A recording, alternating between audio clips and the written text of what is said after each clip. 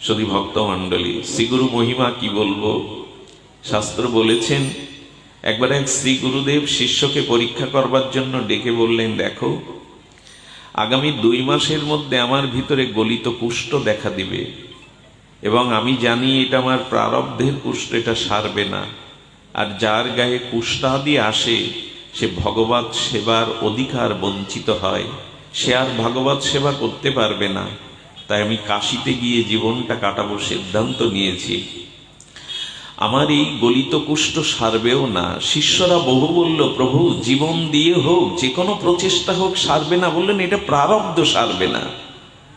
তোমরা আমার সাথে কেউ এসো না। একজন সরল দূরে দাঁড়িয়ে বলেও, যাব কোথায়?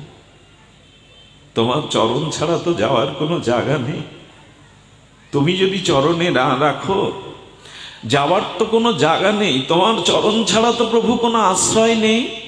তার সরলতা, তার ব্যাকুলতা, তার প্রেমাশ্রু বিন্দু দেখে বললেন, তবে যেতে হয়, চলো। কাশীতে গিয়ে কুঠির নির্মাণ করলেন। 1 বছর ধরে শ্রী গুরুদেবকে সেবা করেন, কিন্তু বাইরে আসেন না। গুরুদেবের স্নানের জল, গুরুদেবের একটু ফুটিয়ে সিদ্ধ করে কিছু পাওয়া, সারা রাত জেগে গুরুদেবের বাতাস করা, চরণ সেবা করা। আর কি জানেন, ওই পোকাগুলো বেছে বেছে বেছে বেছে পুজ রক্তগুলো পরিষ্কার করা। 1 বছরের জন্য উনি কাশীতে আছেন, কিন্তু কোনোদিন গঙ্গা স্নানে যাননি, কোনোদিন বিশ্বেশ্বর ভগবান বিশ্বনাথকে দেখতে যাননি কোনোদিন। 1 বছর পূর্ণ হলো, শ্রী গুরুদেবকে এমনি করে সেবা করেই চলেছে। একদিন মাতা পার্বতী দেখছেন কাশীর বিশ্বনাথ হাসছেন। শুধু হাসছেন না, হাসতে হাসতে বিশ্বনাথের চোখের কোণে চিকচিক করে উঠল জলবিন্দুকণা, অশ্রুবিন্দুকণা। মা পার্বতী জগন্মাতা বলছেন, প্রভু আপনি কোনো ভক্তের কথা মনে করে কি হাসছেন? আবার চোখে বিন্দু বিন্দু প্রেমাশ্রু আসছে, কোন সে ভক্ত? জানো পার্বতী, গুরুগত প্রাণ হয়ে শ্রীগুরুর চরণ আশ্রয় করে শ্রী গুরুদেবের গলিত কুষ্ঠ, পুজ রক্ত আদরে শ্রদ্ধায় প্রাণ ঢালা নিবেদিত হয়ে সেবা করছে। 1 বছরে কাশীতে বাস করে সে আমাকেও দেখতে আসেনি, গঙ্গা স্নানেও আয়নি। যদি গেলে প্রভুর কোনো প্রয়োজন হয়, আজ আমি নিজে মন্দির ছেড়ে ওই গুরুগত প্রাণ শিষ্যকে দর্শন করতে যাব। আমি এমন এমন গুরুগত প্রাণকে আমি দর্শন করতে যাব। শ্রীগুরু সেবার মহিমা দেখুন। ভগবান শঙ্কর যখন যাচ্ছেন, পার্বতী বলছেন, আমাকে কেন রেখে যাবেন? এমন গুরুগত প্রাণ শিষ্যকে দেখতে আমারও মন ব্যাকুল হয়েছে, চলো। আজ সেই শ্রীগুরু আশ্রমের পর্ণ কুটিরে এসে ডাকছে, ওগো তাকিয়ে দেখো তোমার দুয়ারে কে এসছে। বিশ্বেশ্বর ভগবান শঙ্কর বললেন, একটু কৃপা করে বাইরে এসো, তোমার বদনটা দেখে তোমাকে বুকে নিয়ে হৃদয়টা জোড়ায়। গুরুদেবের তখন উনি পদসেবা করছিলেন। গুরুদেব একটু তন্দ্রাচ্ছন্ন হয়েছে, বললেন, শঙ্কর যদি কৃপা করে শ্রীগুরু মহিমা, শ্রীগুরু সেবার কারণে করুণা করে কৃপা করে দর্শন দিতে এসেছেন, আপনাকে যে আর একটু দাঁড়াতে হবে। গুরুদেব নিদ্রা না গেলে আমি আপনাকে দর্শনে যেতে পারছি না। স্বয়ং শঙ্কর দুয়ারে দাঁড়িয়ে শ্রী গুরুদেবের তন্দ্রা আসছে, বললে, গুরুদেব নিদ্রা বিভূত না হলে আমি আপনার। ভগবান শঙ্কর আরো আরো খুশি হলেন, আনন্দিত হয়ে পার্বতীকে বলছে, দেখো শ্রী গুরু সেবার মহিমা দেখো। গুরুদেব নিদ্রাবিভূত হলে এসে দণ্ডবত প্রণাম করলেন, করে বললেন, আমার জন্য তুমি এইটুকু আমার ইচ্ছা অভিলাষ, একবার এসো না, তোমাকে বুকে জড়িয়ে ধরি। তোমার একবারও ইচ্ছা করেনি, তোমার একবারও ইচ্ছা করেনি যে তুমি একবার বিশ্বনাথকে দর্শন করবে, আমার মন্দিরে আসবে? তোমার একবারও স্বাদ হয়নি গঙ্গা স্নানে? বলে, আমার গঙ্গা স্নান, আমার শিব, আমার সব, আমার সকল কিছু সর্বস্ব শ্রীগুরু চরণ। আশীর্বাদ করলেন, আশীর্বাদ করে বললেন, আমি যদি বর দিতে চাই তুমি নেবে? বললেন, যদি কিছু জিতে চান সেটাও শ্রীগুরু আজ্ঞা ছাড়া আমি আমার কাছে বর নিতে পারি না। গুরুগত প্রাণ কাকে বলে দেখুন। শ্রী গুরুদেবের চরণ স্পর্শ করে বলছেন, ভগবান শঙ্কর মা পার্বতী এসছেন, বর দিতে চাইলেন। বললেন, হ্যাঁ চেয়ে নিতে পারিস, তবে আমার কুষ্ঠ নিরাময় হোক এবার তুই চাইতে পারবি না। চেয়ে নে, তোর জন্য মোক্ষ বৈকুণ্ঠ ভগবান শঙ্কর সব দিতে পারে, চেয়ে নে। উনি আবার শঙ্করের চরণে প্রণাম করে বললেন, কিছু বর চাই না, তবে যদি দিতে হয় এই বর দিন, যেন জন্ম জন্মান্তরে এমন গুরুপাদ পদ্ম আশ্রয় করে গুরুর চরণ সেবা করতে পারি, এই বর দিয়ে যান। যদি শ্রী গুরু সেবা করলে জগদীশ্বর আমার দুয়ারে আসে পণ্যকুটিরে, তবে সে গুরু চরণ কেন আমি জন্ম জন্মান্তরে সেবা করতে পারি। ভগবান শঙ্কর পরম আশীর্বাদ করে চলে যাচ্ছেন।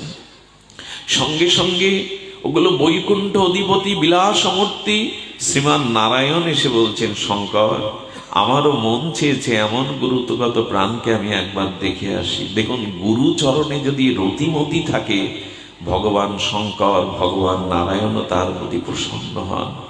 ভগবান শঙ্করও এলেন, আর ভগবান শঙ্করের পরে ভগবান নারায়ণও এলেন, লক্ষ্মী দেবী এলেন, আশীর্বাদ করলেন। নারায়ণের কাছে ওই একই বর চাইল, শ্রীগুরু সেবা যেন জীবনের একমাত্র ব্রত হয়। শ্রীমান নারায়ণ চলে গেলে শিষ্যকে ডেকে বললেন, কিরে, নারায়ণ দুয়ারে এলো, ভগবান শঙ্কর দুয়ারে এলো, কিছু চাইলি না, নিজের কিছু চাইলি না? বললেন, জন্ম জন্মান্তরে আপনার চরণ সেবা ছাড়া আমার জন্য অন্য অভিলাষ না হয়। শ্রীগুরু দেব সঙ্গে সঙ্গে নিজের সেই কুষ্ঠ অপসারিত করলেন, চিন্ময় দিব্য শরীর নিয়ে তাকে জড়িয়ে ধরে বললেন, এই পরীক্ষার জন্য আমি এতটুকু করতে বাধ্য হয়েছি, আয় বুকে আয়। তোর মতো শিষ্য পাওয়াটাও গুরুদেবের এক মহান মহান প্রাপ্তি। এই হলো শ্রী গুরু সেবার মহিমা, যেখানে দুয়ারে এসে শঙ্কর দাঁড়ান, নারায়ণ এসে দাঁড়ান। এই জন্য শাস্ত্র বারবার বলেছেন, শ্রীগুরু পাদ পদ্মে আমাদের রতি চাই, রতি চাই। যদি রতি না হয় তবে জানবেন আমাদের জীবনের অনেকাংশেই ভক্তি ভজন হতে আমরা বাদ পড়ে গেলাম। শ্রীগুরু মহিমার কথা, শ্রীগুরু সেবার কথা আমরা জানি, তবে একটি কাজ যাদের গুরু অপ্রকটে গেছেন, যাদের শ্রীগুরু মহারাজ বৃন্দাবনে থাকেন, দূরে থাকেন, অনুরোধ হলো শ্রীগুরুদেবকে দুইভাবে সেবা করতে হয়, পরিচর্যা আর প্রসঙ্গ সেবা। কি করবেন? শ্রী ভগবানের নির্মাল্য মালা শ্রী গুরুদেবকে দিবেন, নির্মাল্য প্রসাদ ভগবান রাধারানী নিতাই গৌর নিবেদনের পরে শ্রী গুরুদেবকে ওইটা পাওয়াবেন। শ্রী গুরুদেবের স্বয়ং, শ্রী গুরুদেবের উত্থান, শ্রী গুরুদেবের স্মরণ সর্বদা মনে রাখতে হবে। শ্রীগুরু পাদপদ্ম আশ্রয় এবং গুরু সেবা ব্যতীত আর কোন শিষ্যের যদি শ্রী গুরুদেব কৃপা করে হরিকথা প্রসঙ্গের করুণা করেন, তবে শ্রী গুরুদেবকে হরিকথা শুনিয়ে অর্থাৎ প্রসঙ্গরূপী সেবা দিয়ে শ্রী গুরুদেবকে করুণা করতে হবে, শ্রীগুরুদেবকে সেবা করতে হবে। আমরা দীক্ষা নিয়েছি, শ্রীগুরু পাদপদ্ম বিগ্রহ রেখেছি, সেবা অনুরাগ নাই। জানেন শ্রীগুরু কেমন মহিমা? শ্রীগুরু মহিমা মনে পড়ে, আমাদের পশ্চিমবাংলায় শ্যামাচরণ লাহিড়ী ছিলেন বিখ্যাত যোগীরাজ। একটু ধ্যান দিতে হবে, এই বিখ্যাত যোগীরাজ তিনি এই পশ্চিমবাংলারই, এখানেই তার জন্ম, গোল্ড মেডেল পেলেন উনি। বর্ধমানে সরকার তাকে গোল্ড মেডেল দিয়ে আর ইঞ্জিনিয়ারিং চাকরি দিয়ে, বড় পদ প্রতিষ্ঠা দিয়ে, ডেনামাইট দিয়ে পাহাড় ভাঙার জন্য বর্ধমানে পাঠালেন। দুর্গাপুরে পাহাড় ভাঙছেন, কিন্তু পাহাড়ের গুহা থেকে গুরু গম্ভীর একটা মধুর আওয়াজ ভেসে আসছে, শ্যামা শ্যামা এদিকে আয়। কে আমাকে নাম ধরে ডাকে? এত মধুর কণ্ঠে কে আমার নাম ধরে ডাকে? এখানে তো আমি পরিচিত নই, প্রথমে এসেছি। বারবার সে আহ্বান, শ্যামা এদিকে আয়, শ্যামা এদিকে আয়। এগিয়ে গেলেন, পাহাড়ের গুহার মধ্যে থেকে গুরু গম্ভীর কণ্ঠস্বর ভেসে আসছে, বলছে, শ্যামা দুয়ার পথের পাথরটা সরিয়ে ভেতরে আয়।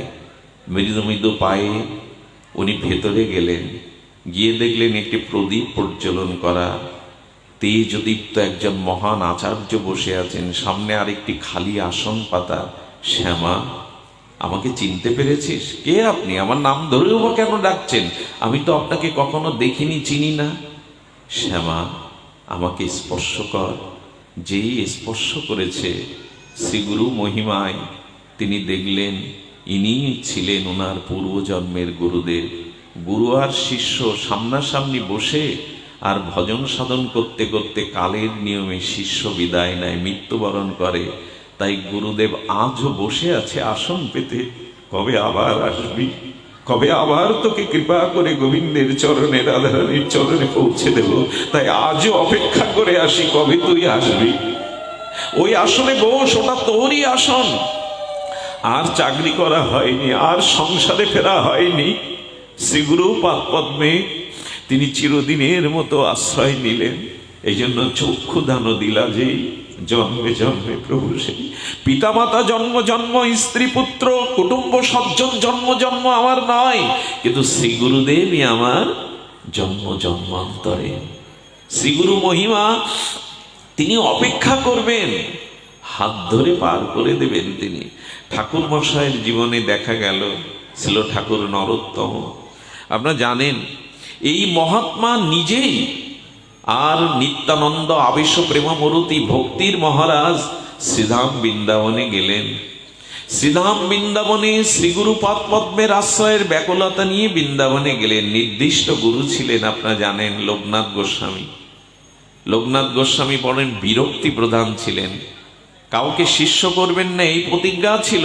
গুরুপাদ পদ্মে গিয়ে বললেন, করুণা করুন, কৃপা করুন, আপনার কৃপা ছাড়া যুগল ভজন হবে না, রতিমতি হবে না, ভজন ভজন তত্ত্ব জানবো না, আপনি কৃপা করুন, এসেছি আপনার চরণে সমর্পণ করে লুটিয়ে পড়লেন, চোখের জল ফেললেন। বিরক্তি প্রধান লোকনাথ বললেন, আমি কাউকে শিষ্য করব না, চলে যাও। ঘরও বাঁধেননি, কুঠিরও বাঁধেননি, ব্রজের এইসব ত্যাগী মহাত্মা।